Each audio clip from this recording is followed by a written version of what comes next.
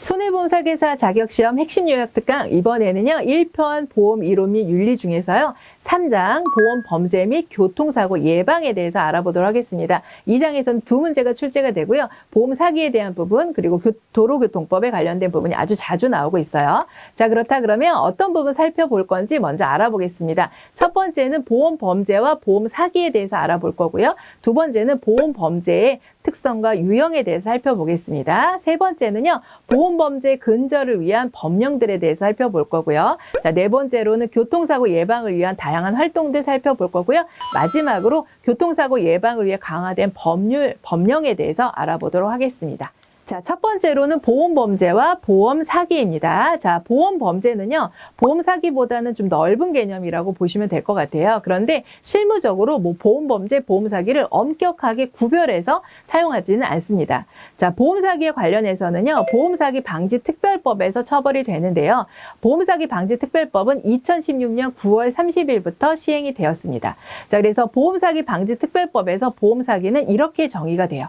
자, 보험사고의 발생, 원인 또는 내용에 관하여 보험자를 기망하여 보험금을 청구하는 행위, 이렇게 규정하고 있습니다. 그래서 이 문장을 맞는 답으로 잘 나오기 때문에 여러분들 기억해 주시면 되겠고요.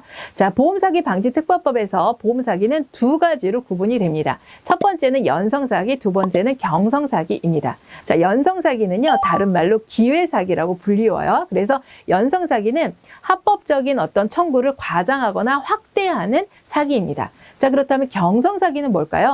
네, 보험사고를요, 고의로 조작하거나 연출하는 사기를 경성사기라고 합니다. 시험 문제에서는요, 두 개를 서로 크로스해서 틀리게 잘 나옵니다. 예를 들자면 이렇게 나옵니다. 자, 우연히 발생한 보험사고에 대해 보험금을 과잉 청구하는 보험사기를 경성사기라고 한다. 그럼 맞을까요? 틀릴까요? 이거는 틀리죠. 연성사기라고 해야 돼요. 자, 그리고 이렇게도 나올 수 있습니다. 보험금 지급 요건이 되는 사고 등을 고의로 조작하여 보험금을 편취하는 행위를 연성사기라고 한다. 그럼 이거 맞을까요? 틀릴까요? 이것도 틀린 거죠. 경성사기에 대한 설명이었습니다. 자, 그렇다 그러면 다음으로는요, 보험사기에 대한 처벌 기준에 대해서 살펴볼 텐데요. 보험사기 방지특별법은 기본적으로 10년 이하의 징역 5천만 원 이하의 벌금에 처한다라고 되어 있습니다. 그래서 여러분들 4, 10, 5 이렇게 외우시면 좋을 것 같아요. 사기 10년 5천만 원 이렇게 외워주시고요. 자, 보험 사기는요, 미수범도 처벌됩니다. 자, 기수범만 처벌된다? 그러면 틀려요. 미수에 그쳐도 처벌이 되고요. 상습적으로 만약에 보험 사기를 저질렀다라고 하는 상습범에 대해서는요, 형의 2분의 1을 가중합니다. 근데 시험 문제에서는요, 3분의 1을 가중한다? 그러면 틀렸다라고 골라내시면 됩니다. 자, 그리고요, 가중처벌에 대한 규정이 있는데요. 사기 금액이 5억 원 이상이다? 그러면 가중처벌을 하게 돼요. 3억 아닙니다. 5억 원 이상일 때고요. 자, 그리고 보험사기 이득액에 대해서는 벌금을 부과할 수가 있습니다. 그런데 벌금 부과할 수 없다 이렇게 나오면 틀리고요. 자, 그리고 사기 금액에 따라서 처벌 규정이 좀 달라요. 5억 원 이상에서 50억까지는요. 3년 이상의 유기징역에 처해집니다. 그런데 50억이 넘어갔다. 그럴 경우에는요, 무기 또는 5년 이상의 징역입니다. 그래서 처벌 규정, 금액에 따른 처벌 규정 시험 문제 아주 잘 나오기 때문에 꼭 기억해 주시기 바랍니다.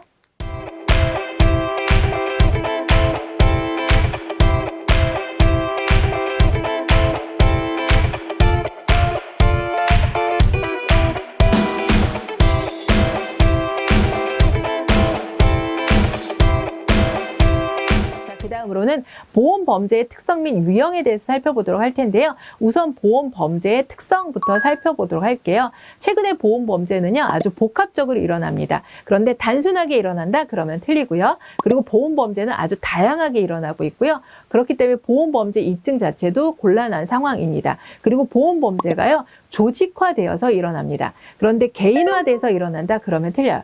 1인이 단독으로 발생하는 경우가 대부분이다? 그러면 틀렸다라고 골라내시면 되겠습니다.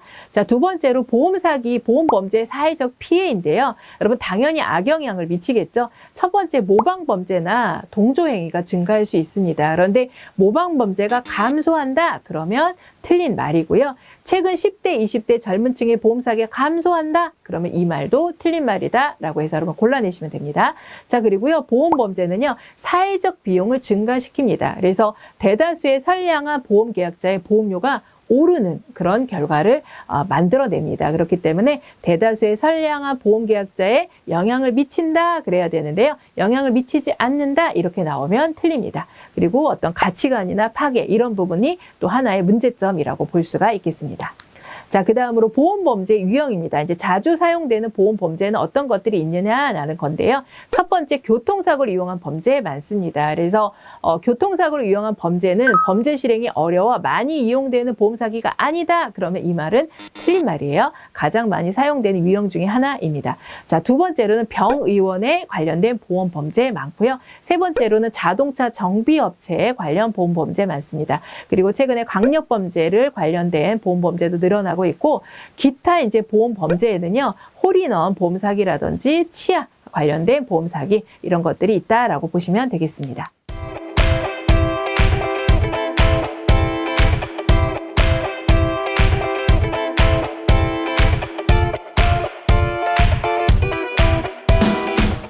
범죄의 유형에 대해서 살펴보았는데요. 이제는 보험 범죄 근절을 위한 법령들에 대해서 살펴보도록 하겠습니다. 첫 번째는 우리 보험사기 방지 특별법 앞에서도 배웠죠. 그래서 보험사기 방지 특별법에서 보험사기 근절을 위한 활동을 하고 있고요. 자, 두 번째로는 자동차 사고가 보험사기에 많이 이용된다고 했어요. 그래서 자동차 손해배상 보장법에서는요, 나이롱 환자 근절을 위한 어떤 관리 의무를 부과하고 있는데요. 이것은 바로 의료기관에 부과를 하고 있습니다. 그래서 만약에 의료기관이 이거를 잘 하지 않았다라고 하게 되면 300만 원의 과태료가 부과가 됩니다. 자, 그러면 의료기관에 어떤 의무를 부과했냐? 첫 번째는요, 교통사고 입원 환자 외출 예방 기록을 의무화하도록 했습니다. 그래서 관리를 의무화한 것이죠. 그래서 이런 기록을 보관해야 되는데요. 몇 년간 보관해야 되냐? 3년간 보관해야 합니다. 자, 그리고 두 번째로는요, 외출 예방 시 의료인이나 의료기관 종사자 허락을 받고 외출 예방을 하도록 되어 있습니다. 그래서 그 대장에다가 이제 작성을 하는 거죠. 근데 여기서요, 보험회사 직원의 허락 필요할까요?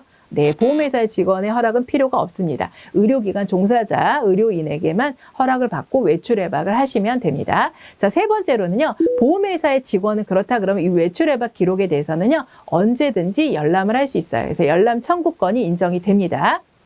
자, 그러면은 환자의 동의가 없이도 열람이 가능하다는 것이죠. 그런데 환자의 동의가 있어야지만 열람이 가능하다? 그러면 틀린 말입니다. 자, 네 번째로는요, 의료기관이 기록해야 할 사항은 어떤 것이 있냐? 이 외출 예방 기록에는요, 환자의 이름, 언제 외출했고 언제 기원했는지 이런 정도만 작성을 합니다. 그럼 환자의 병명 기재할까요? 예, 이런 부분까지는 기재하지 않습니다.